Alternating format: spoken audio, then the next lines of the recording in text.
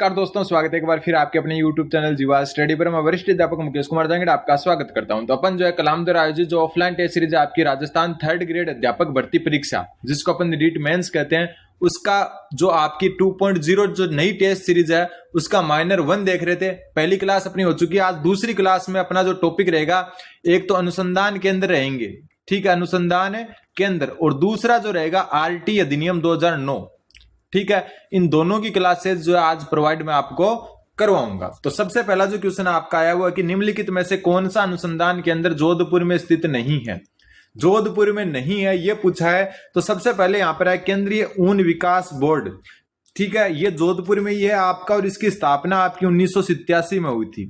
तो केंद्रीय ऊन विकास बोर्ड जोधपुर में है। फिर है भेड़ रोग अनुसंधान प्रयोगशाला, तो भेड़ रोग अनुसंधान प्रयोगशाला जो है वो भी आपकी जोधपुर में है। जो अपन टेस्ट सीरीज 1 जो है उसका जो सॉल्यूशन देख रहे हैं उसमें मैंने ये बताया था आपको। फिर अखिल भारतीय समन्वित बाजरा सुधार परियोजना, तो ये बाजरा सुधार परियोजना भी आपकी कहां पर है, जोधपुर में। फिर राष्ट्रीय मृदा सर्वेक्षण ब्यूरो का पश्चिमी क्षेत्रीय केंद्र, ये आपका उदयपुर में है। कहां पर है, उदयपुर में है। तो ये इसका उत्तर हो जाएगा। इसके अलावा आपको जो ध्यान में रखना है वो मैं आपको बता दूं, जो इसबगोल अनुसंधान केंद्र है, इसबगोल अनुसंधान केंद्र, इसबगोल अनुसंधान केंद्र, ये भी आपका जोधपुर में है, ठीक है, मंडोर में, मंडोर जोधपुर में। इसको अलग से आपको याद में रखना है। बाकी जोधपुर में आपको पता ही है काजरी है, जिसकी स्थापना 1959 में हुई थी। जो है आपको जो टेस्ट सीरीज 1 है उसका भी सॉल्यूशन साथ साथ में देखना है, क्योंकि वो चीजें और ये चीजें लगभग सेम ही है, ठीक है, क्वेश्चन चेंज है बस।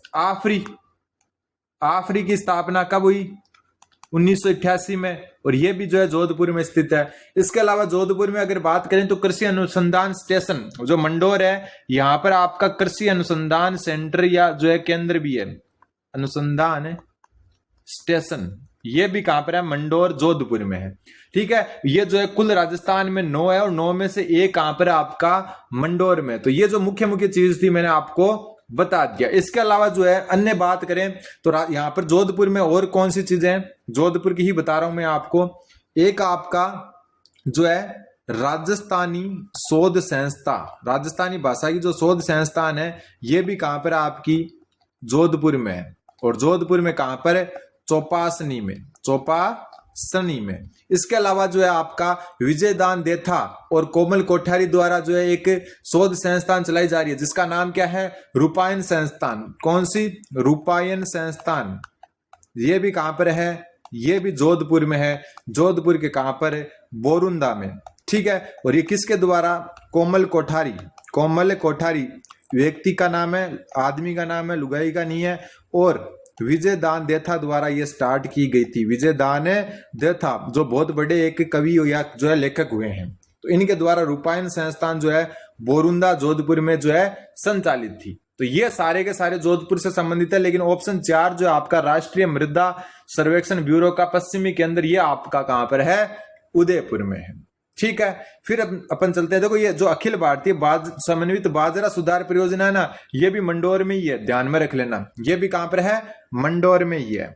अगला क्वेश्चन, पहले अपन जो अनुसंधान केंद्र के कुछ क्वेश्चन है वो देख लेंगे, फिर अपन आरटी अधिनियम 2009 पर चलेंगे, ठीक। और अपना जो ऐप है जीवा स्टडी का, जिसका नाम है आपका परफेक्ट मॉक, इसको आप डायरेक्ट सर्च भी कर सकते हो प्ले स्टोर पर, वरना जो है डिस्क्रिप्शन में लिंक दिया हुआ है। इस पर मात्र जो है 59 रुपीज में, कितने में, 59 रुपीज में लेवल 1 और लेवल 2 दोनों की राजस्थान जीके और राजस्थानी भाषा जो है उसकी टेस्ट सीरीज चल रही है। तो वो आप जाकर जो है डिस्क्रिप्शन में लिंक दिया वहां पर है, देख सकते हो। अगला क्वेश्चन है, निम्नलिखित में से किस स्थान पर केंद्रीय शुष्क क्षेत्र अनुसंधान संस्थान का फील्ड स्टेशन नहीं है। ये कौन से की बात कर रहा है, काजरी की बात कर रहा है। काजरी का फुल फॉर्म जो होता है हिंदी में, वो केंद्रीय शुष्क क्षेत्र अनुसंधान संस्था है, उसका फील्ड स्टेशन कहां स्थित नहीं है। तो देखो काजरी जो है, इसके 4 फील्ड स्टेशन है। कितने, 4 फील्ड स्टेशन है, और चारों कहां है वो मैं आपको बता देता हूं। सबसे पहले भोपालगढ़ में है, बिल्कुल भोपालगढ़ में है। कायलाना में है, बिल्कुल है। चांदन में है, बिल्कुल है, लेकिन धोरीमना में नहीं है, ठीक है। चांदन के बाद में जो एक और है, 3 तो ये हो गए, चौथा जो है आपका वो है जाडन में, ये नाम याद रख लेना। और 5वां जो है वो है बेरी गंगा, कहां पर है, बेरी गंगा। और जैसा मैंने आपको बताया था इसकी स्थापना 1959 में हुई थी। हालांकि इसकी स्थापना वैसे 1952 में हो गई थी।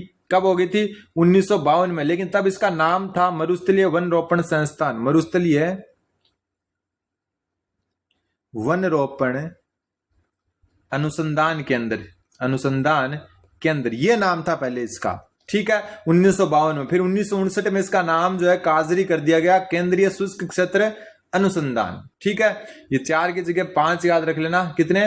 5 जो है क्या है इसके अंतर्गत अनुसंधान केंद्र है। इसके अलावा जो है एक चीज और जो ध्यान में रखनी है वो भी आपको मैं बता दूं, इसके तहत जो क्षेत्रीय अनुसंधान केंद्र है, क्षेत्रीय अनुसंधान केंद्र किसके अंतर्गत? काजरी के अंतर्गत क्षेत्रीय अनुसंधान केंद्र काजरी के अंतर्गत जो है ये भी कितने हैं आपके?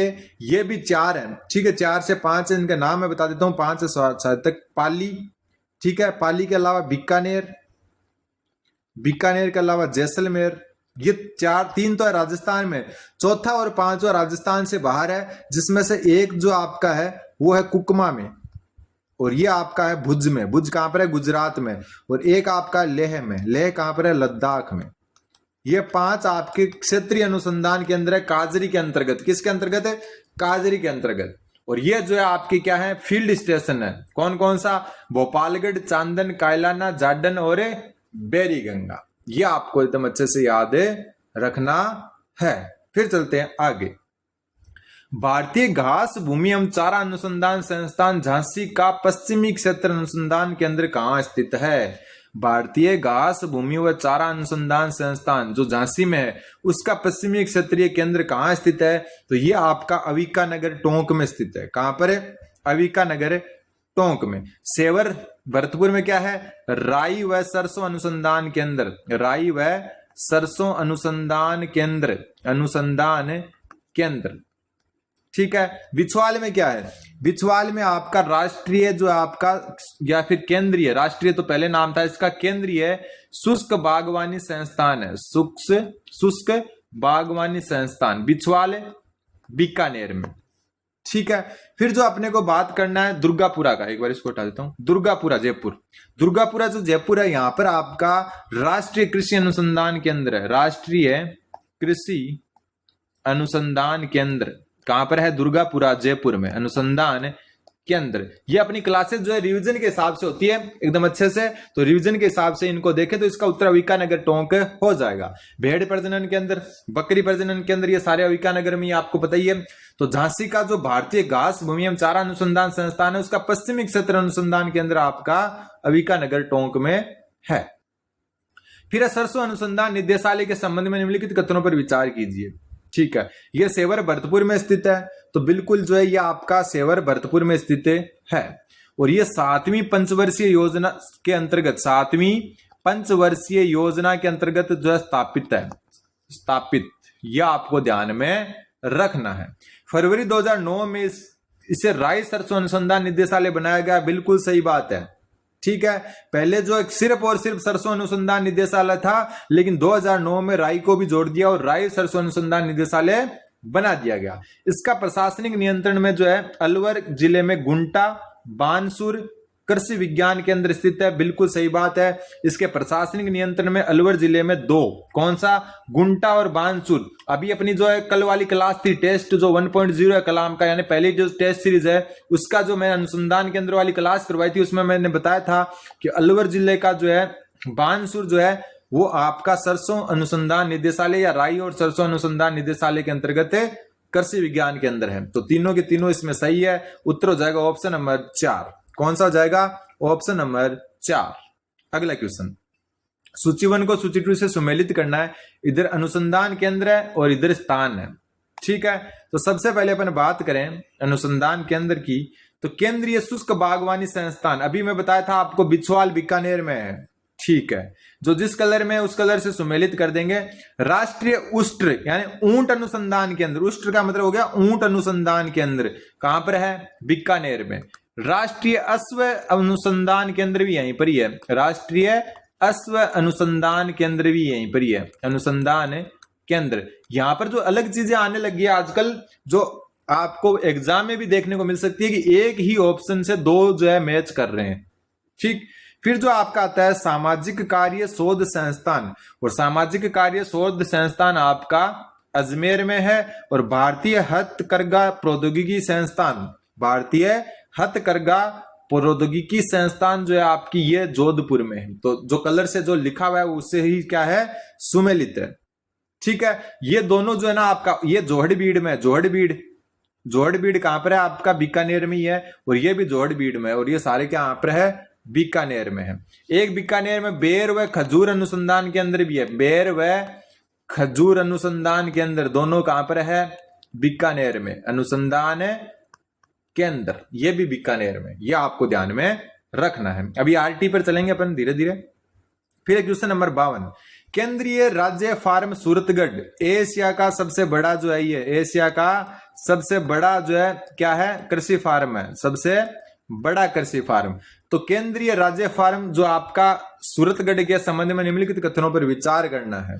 सबसे पहले इसकी स्थापना 15 अगस्त 1956 को तत्कालीन यूएसएसआर की सहायता से की गई। मतलब यूएसएसआर का मतलब हो गया सोवियत संघ, और वर्तमान में क्या, ये रूस हो जाएगा, इसका वर्तमान नाम क्या हो जाएगा, रूस। तो रूस की सहायता से 15 अगस्त 1956 को, तब रूस तो था नहीं, इसलिए यूएसएसआर जिसको सोवियत संघ कहते हैं, क्या कहते हैं, सोवियत संघ कहते हैं, उसकी जो है सहायता से इसका निर्माण किया गया। बिल्कुल सही बात है।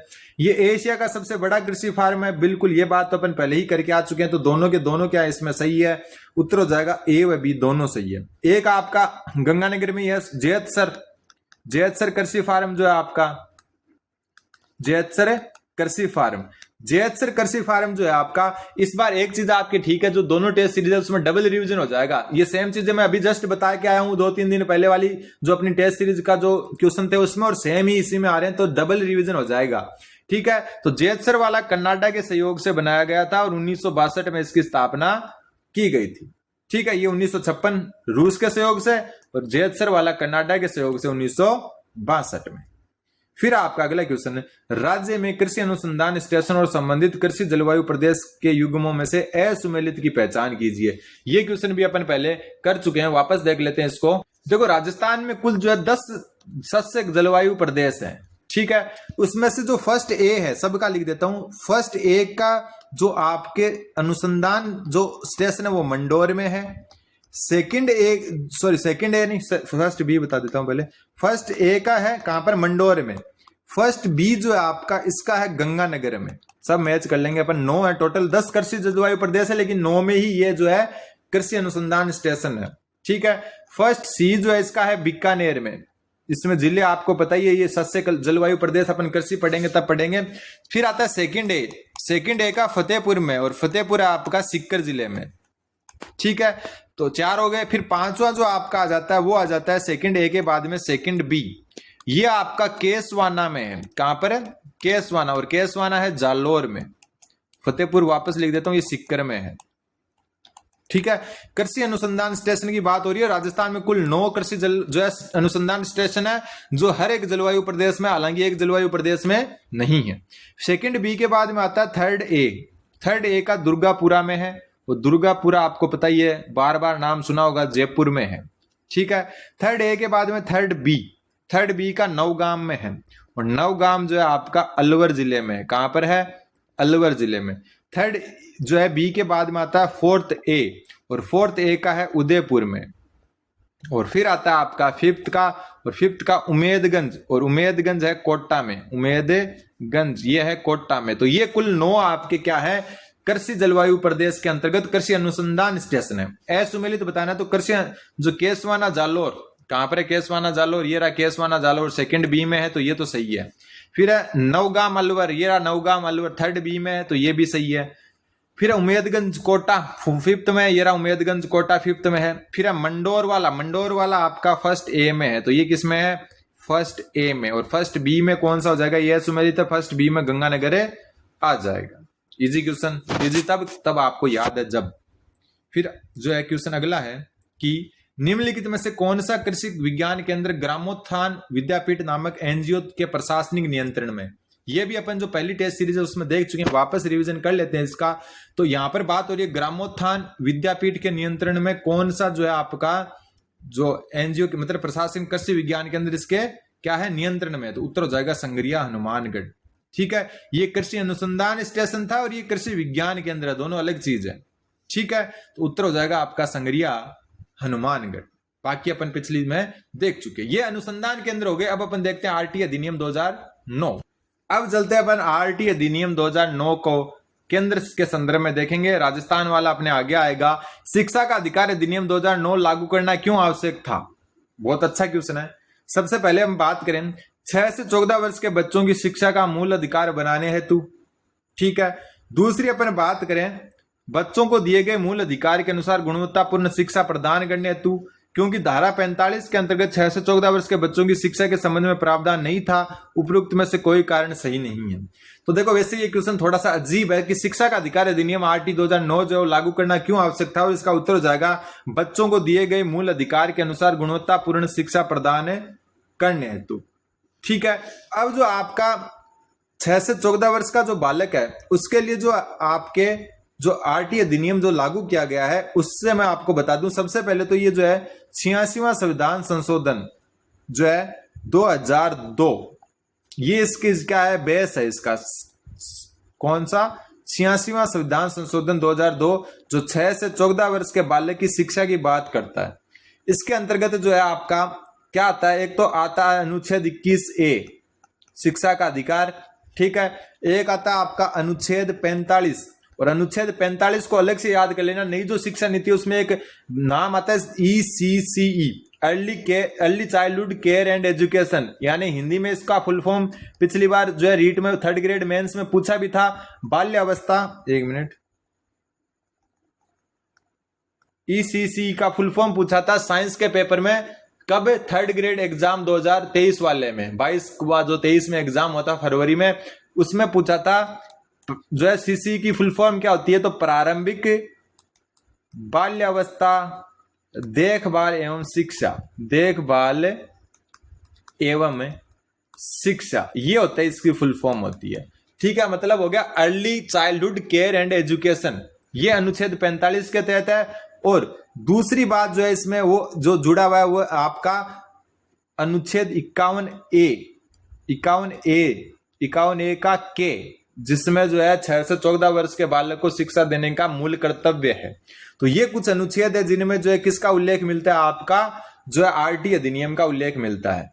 ठीक, फिर आरटी अधिनियम का मतलब बेस हो गया है, उल्लेख नहीं मिलता। फिर बात करें जो अधिनियम है इसमें क्या है, इसमें जो है आपके 7 तो अध्याय हैं। क्या है? 7 अध्याय हैं प्लस 38 धाराएं हैं। एक धारा बढ़ा दी है वो भी मैं बता दूंगा, 38 धाराएं हैं। ठीक है, और एक अनुसूची है, एक अनुसूची है, पूरा अच्छे से जान लेंगे। और अब जो है इसमें एक धारा करके 39वीं धारा, 39 धाराएं कर दी। कब कर दी? 2012 के संशोधन के बाद में, 2012 का संशोधन। तो मूल रूप से तो 38 थी, लेकिन अब कितनी कर दी? 39 कर दी। ठीक, अब जो एक चीज और अपने को जाननी है वो भी मैं आपको बता देता हूं। इसमें अभी तक 4 बार संशोधन हो चुका है, 4 बार संशोधन हो चुका है। 4 बार संशोधन कब कब हुआ है? 2012 में हुआ है, 2017 में हुआ है, 2019 में हुआ है और 2022 में हुआ है। ठीक है, और 2022 में जो है आपका अनुसूची जो है एक, उसमें संशोधन हुआ है, अनुसूची में संशोधन। और ये मैं अपने को बता चुका, 39वीं धारा जो है 2012 के संशोधन में जोड़ी गई थी। तो ये कुल जो है लेखा जोखा है आपका आरटी अधिनियम 2009 का। ठीक, अनुच्छेद 45 वाला और ईसीसी की फुल फॉर्म जो है ये भी आपको ध्यान में रखनी है। फिर अगला क्वेश्चन, आरटी अधिनियम के तहत निम्नलिखित को सुमेलित कीजिए। अभी कर देते हैं सुमेलित। सबसे पहले अध्याय 4, अध्याय जो 4 है आपका, ये क्या कहता है? तो अध्याय 4 कहता है आपका कि विद्यालय व शिक्षकों के उत्तरदायित्व क्या होंगे वो बताने।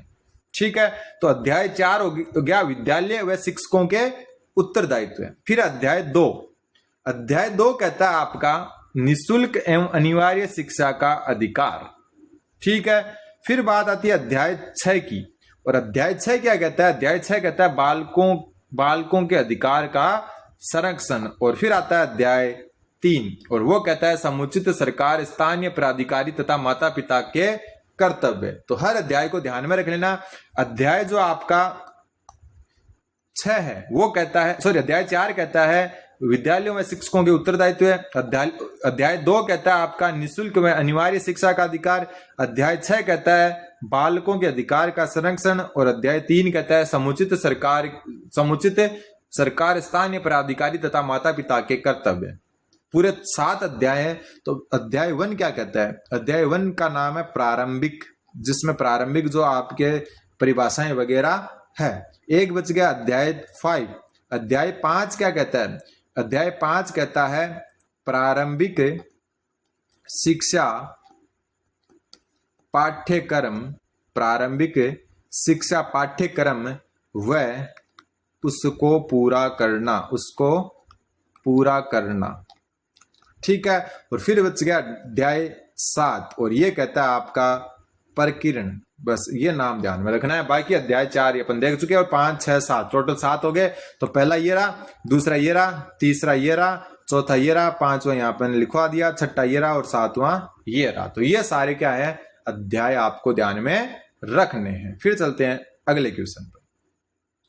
क्वेश्चन नंबर 72वां क्वेश्चन बोल रहा है आरटी अधिनियम 2009 के धारा 12 के तहत निजी विद्यालयों के प्रवेश के लिए राजस्थान सरकार द्वारा चिन्हित असुविधाग्रस्त समूह के बालकों में कौन सम्मिलित है या सम्मिलित है? अध्याय 12 क्या कहता है? अध्याय 12 कहता है कि जो निजी विद्यालय होंगे उनमें 25% निःशुल्क क्या होगा? प्रवेश होगा, निःशुल्क प्रवेश। और इसके अंतर्गत जो असुविधाग्रस्त समूह है उसमें कौन कौन शामिल है? तो सबसे पहले ऐसी जो जनजाति और एसटी मतलब अनुसूचित जाति और जनजाति, 2 तो ये हो गए, ठीक है। फिर आएगा युद्ध विधवा का कोई बालक हो वो, ठीक। फिर जो निःशक्त बालक हो, निःशक्त बालक, ठीक है। बीपीएल बालक, ओबीसी और एसबीसी, यानी कि एमबीसी और एसबीसी एक ही चीज है। तो ओबीसी या एसबीसी जिसको एमबीसी भी कहते हैं, इसके 2.5 लाख से नीचे से कम आय वाले बालक, ठीक। फिर एचआईवी व कैंसर से पीड़ित माता पिता का बालक या खुद बालक भी हो, माता पिता का बालक या बालक खुद, मतलब या तो बालक या एचआईवी या कैंसर से पीड़ित हो या माता पिता का बालक हो। तो ये आपके जो है असुविधाग्रस्त समूह के अंतर्गत आता है। तो निःशक्त बालक, ये रहा निःशक्त बालक, बिल्कुल है। विधवा का बालक, युद्ध विधवा का बालक है, विधवा का बालक नहीं है, तो ये नहीं होगा इसमें। एचआईवी पीड़ित अभिभावक का बालक, बिल्कुल ये सम्मिलित है, ये रहा एचआईवी पीड़ित जो है माता पिता का बालक। फिर है सिलिकोसिस से पीड़ित, तो सिलिकोसिस से पीड़ित का कोई भी जो है प्रावधान नहीं है। तो पहला और तीसरा सही है, बाकी 2 गलत है। उत्तर हो जाएगा ऑप्शन नंबर 2, इन 2 को शामिल नहीं किया गया है। फिर आता है क्वेश्चन नंबर 73। आरटी अधिनियम 2009 के अंतर्गत प्रारंभिक शिक्षा का तात्पर्य कहां से है? तो आरटी अधिनियम जो 2009 है आपका, ये 6 से लेकर 14 वर्ष तक के बालक की शिक्षा का प्रावधान करता है। 14 वर्ष तक की बालक की शिक्षा का। और कक्षा की बात करें तो कक्षा 1 से 8 तक प्रारंभिक शिक्षा में पूरी आ जाती है। इसका मतलब ये नहीं है प्राथमिक विद्यालय आते हैं, प्राथमिक और उच्च प्राथमिक, मतलब कक्षा 1 से 8 तक की बात है। यहाँ पर अपन प्रारंभिक को क्या समझ लेते हैं? 5वीं तक का प्राथमिक विद्यालय समझ लेते हैं। जबकि जो सेंट्रल गवर्नमेंट है उसमें जो रूल होता है, उसमें जो आपका टीचर होता है ना, तो प्रारंभिक वाला वो 1 से 8 तक का माना जाता है। 1 से 8 तक की शिक्षा को प्रारंभिक एलिमेंट्री एजुकेशन या प्रारंभिक शिक्षा कहते हैं। तो ये 1 से 5 तक नहीं होगा, 1 से 8 तक ही होगा। अब थोड़ा सा आरटी अधिनियम को अपन देख लेते हैं। ये सबसे पहले राज्यसभा में पेश हुआ था और राज्यसभा में को पास किया गया 20 जुलाई 2009 को, 20 जुलाई 2009 को पास किया गया। फिर ये लोकसभा में आया और लोकसभा में ये अगस्त में, यानी 26 अगस्त 2009 को पास किया गया। सॉरी 4 अगस्त, 26 तो राष्ट्रपति साइन किए थे। कब किया गया? 4 अगस्त 2009 को। राष्ट्रपति ने इस पर साइन कब किया? तो राष्ट्रपति के हस्ताक्षर जो हुए थे आपके, वो हुए थे 26 अगस्त 2009 को। 26 अगस्त 2009 को हुआ था। ये आपको थोड़ा सा ध्यान में रखना है।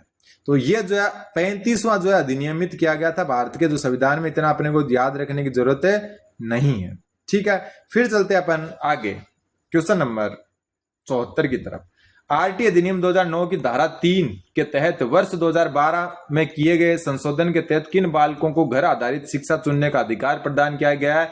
तो घर आधारित जो शिक्षा चुनने का अधिकार 2012 जो संशोधन है आपका, जिसमें धारा 3 में संशोधन किया गया है, उसमें है बहु निःशक्तता व गंभीर निःशक्त वाले बालक, इनको जो है घर आधारित यानी कि घर पर बैठे जो है शिक्षा जो है प्राप्त करने का अधिकार दिया गया है।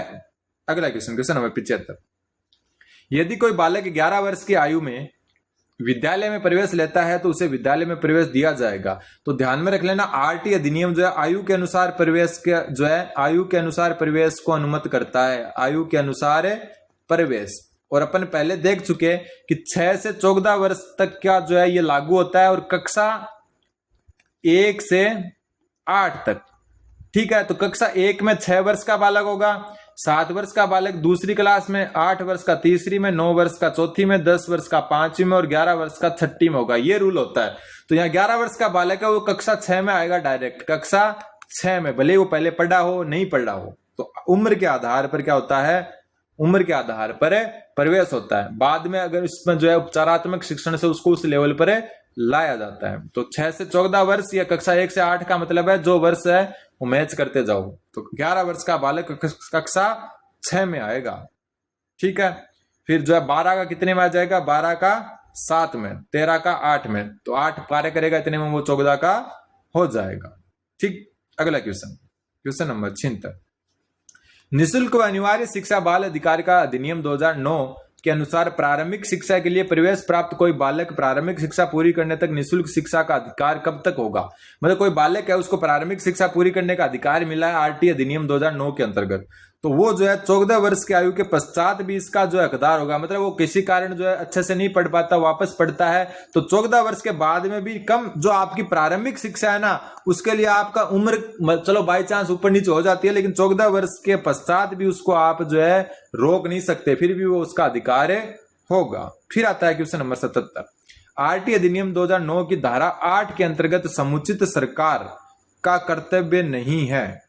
आरटी अधिनियम 2009 की धारा 8 के अंतर्गत समुचित सरकार का कौन सा कर्तव्य नहीं है? तो सबसे पहले ध्यान में रख लेना, धारा 8 जो है समुचित सरकार का कर्तव्य के अंतर्गत निहित है। और इसमें क्या कहा गया है, इसमें कहा गया है आपका कि शिक्षा के लिए प्रशिक्षण सुविधा प्रदान कर, शिक्षकों के लिए प्रशिक्षण सुविधा प्रदान करना या उपलब्ध कराना, ये जो है आरटी अधिनियम 2009 की धारा 8 में है। बच्चों की शिक्षा के लिए आसपास स्कूल उपलब्ध कराना, ये भी इसी में है। आयु के अनुसार प्रवेशित बालकों के लिए विशेष प्रशिक्षण सुविधा उपलब्ध कराना, जैसे ऊपर मैं बता चुका ना कि जो है 11 साल का बच्चा कक्षा 6 में जा रहा है डायरेक्ट, तो उसके लिए विशेष प्रशिक्षण जो है ये भी प्रदान कौन करता है, आरटी अधिनियम करता है। शिक्षकों के प्रशिक्षण के मानक विकसित करना, ये जो है आरटी का काम नहीं है, ये जो है संबंधित सरकार या बोर्ड या जो भी परिषद होती है, जैसे स्कूल शिक्षा परिषद है, वो तय करते हैं। तो यहाँ उत्तर हो जाएगा ऑप्शन नंबर 4। ठीक है, फिर आता है क्वेश्चन नंबर 78। आरटी एक्ट 2009 की कौन सी धारा यह दर्शाती है कि प्रत्येक माता पिता या संरक्षक का यह कर्तव्य होगा कि वह आसपास के विद्यालय में प्रारंभिक शिक्षा के लिए अपनी संतान या प्रतिपाल्य को प्रवेश दिलाएं? मतलब किसको ये जो है किस धारा में ये कहा गया है कि माता पिता का ये कर्तव्य है कि बालक को जो है प्रारंभिक शिक्षा दें? तो उत्तर हो जाएगा धारा 10। धारा 3 में क्या है? धारा 3 कहती है निःशुल्क व अनिवार्य शिक्षा का निःशुल्क व अनिवार्य बाल शिक्षा का अधिकार, अनिवार्य बाल शिक्षा का अधिकार, शिक्षा का अधिकार। फिर आपकी जो है धारा 7 क्या कहती है? धारा 7 कहती है कि वित्तीय व अन्य उत्तरदायित्व, अन्य उत्तरदायित्व में हिस्सा बांटना। ठीक है, और फिर धारा 15 क्या कहती है? धारा 15 कहती है कि प्रवेश से इनकार नहीं, मतलब अगर प्रवेश स्थिति निकल चुकी है ना, फिर भी आप प्रवेश से इनकार नहीं कर सकते। ठीक है, धारा 15 क्या कहती है? प्रवेश से इनकार नहीं कर सकते, किसी डॉक्यूमेंट वगैरह की कमी के कारण भी प्रवेश से इनकार नहीं कर सकते। फिर आता है क्वेश्चन नंबर 79। निःशुल्क एवं अनिवार्य शिक्षा अधिनियम की धारा 12 में विद्यालय के उत्तरदायित्व के संबंध में असत्य कथन बताना है अपने को कि कौन सा जो है विद्यालय का जो है उत्तरदायित्व नहीं है। सबसे पहले निजी विद्यालय कक्षा की कुल क्षमता की 25% सीट पर निर्बल व असुविधाग्रस्त बालकों को निःशुल्क शिक्षा उपलब्ध कराएंगे। ऊपर अपन जान चुके हैं, बिल्कुल सही बात है। फिर धारा 22 के अंतर्गत विद्यालय का दायित्व केवल प्राथमिक शिक्षा के प्रवेश पर ही लागू है, तो ये असत्य हो गया। केवल शब्द आ गया मतलब नेगेटिव सेंस है इसमें कुछ ना कुछ, ठीक है। ये जो है पूर्व विद्यालय शिक्षा पर भी है। पूर्व विद्यालय शिक्षा भी क्या है, किसका उत्तरदायित्व है, विद्यालय का, जिसमें 3 से 6 वर्ष के बालक को रखा गया है। तो 3-6 वर्ष से कम वाले बालक की शिक्षा का उत्तरदायित्व भी किस पर है, विद्यालय पर। फिर समुचित सरकार द्वारा स्थापित विद्यालय पूर्णतः निःशुल्क व अनिवार्य शिक्षा प्रदान करेगा, मतलब सरकारी विद्यालय पूर्णतः निःशुल्क व अनिवार्य शिक्षा प्रदान करेगा। और धारा 12 के अंतर्गत विद्यालय का दायित्व पूर्व प्राथमिक शिक्षा में प्रवेश पर भी लागू होगा। देखो अभी ऊपर बात करके आगे दोनों अपोजिट आ गए ना एक दूसरे के, केवल प्राथमिक नहीं, विद्यालय पूर्व शिक्षा जो 3 से 6 वर्ष की आयु में होती है। आजकल नाम चल रहा होगा नया बाल वाटिका, जैसे मैं महात्मा गांधी विद्यालय में कार्यरत हूं तो वहां पर बाल वाटिका होती है। आंगनबाड़ी को हटा रहे हैं धीरे धीरे और बाल वाटिका लागू कर रहे हैं। और आज का लास्ट क्वेश्चन, आरटीए अधिनियम 2009 संशोधन 2019 की धारा 16 के तहत प्रत्येक शैक्षणिक वर्ष में किन कक्षाओं की नियमित परीक्षा ली जाएगी। तो जो 2019 का संशोधन हुआ धारा 16 में, उसके अंतर्गत जो है कक्षा 5 व 8 की नियमित परीक्षा ली जाएगी। तो ये कुछ इंपॉर्टेंट, देखो अपनी क्लास रिवीजन के हिसाब से आती है। चैनल पर नए हैं तो चैनल को सब्सक्राइब कर देना। टेलीग्राम ग्रुप का लिंक डिस्क्रिप्शन में जाकर ज्वाइन कर सकते हैं। अपना ऐप परफेक्ट मॉक है उसको डाउनलोड कीजिए, वहां पर टेस्ट सीरीज भी उपलब्ध है जो मैं पहले बता चुका। धन्यवाद, बने रहें जीवा स्टडी के साथ।